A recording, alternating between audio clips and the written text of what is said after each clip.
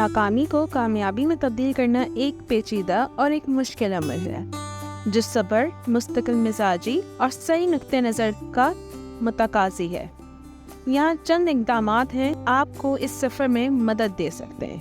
Number 1 جو بہت ہی اہم ہے کہ ناکامی کو آپ قبول کریں اور اس کو ایک سیکھنے کا موقع سمجھیں۔ یہ تسلیم کریں کہ ہر شخص زندگی میں ناکامیوں کا سامنا کرتا ہے اور یہ کامیابی کی راہ کا حصہ ہے۔ دوسرا اہم پوائنٹ ہے ناکامی کی وجوہات کو سمجھیں، اس پہ تجزیہ کریں، اس پہ غور و فکر کریں، اس کو جاننے کی کوشش کریں کہ کہاں غلطی ہوئی ہے اور کیا کیا جا سکتا تھا کہ وہ غلطی نہ ہو۔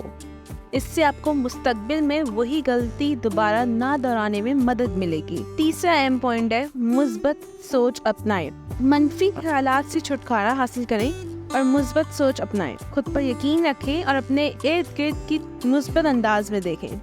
مثبت سوچ سے آپ میں نئی توانائی اور جوش پیدا ہوگا اور آپ کامیابی کی راہ کو بہت بہترین طریقے سے دیکھ پائیں گے۔ چوتھا اور اہم پوائنٹ مقصد مقرر کریں، واضح اور قابل حصول مقصد مقرر کریں۔ اپنے بڑے مقاصد کو چھوٹے چھوٹے حصوں میں تقسیم کریں اور ہر حصے کو مرحلے وار حاصل کرنے کی کوشش کریں۔ پانچواں اہم پوائنٹ یہ ہے کہ استقامت اور مستقل مزاجی، ناکامی کے بعد دوبارہ کوشش کرنے کی ہمت پیدا کریں، رکے نہیں۔ مطلب اگر آپ ناکام ہو گئے تو آپ یہ سمجھیں کہ اب تو سب کچھ ختم ہو گیا، ایسا کوئی سین نہیں ہوتا۔ مطلب آپ ٹرائی کرتے رہیں، آپ کامیاب ضرور ہوں گے۔ استقامت اور مستقل مزاجی سے کام کریں۔ یاد رکھیں کہ کامیابی کے لیے صبر اور مسلسل محنت ضروری ہے۔ چھٹی اور اہم بات یہ ہے بات کی شکر گزاری کریں کہ اپنی کامیابیوں اور جو حاصل کردہ جتنی بھی چیزیں اس کے شکر گزار رہیں، اللہ تعالیٰ کی شکر گزاری کریں۔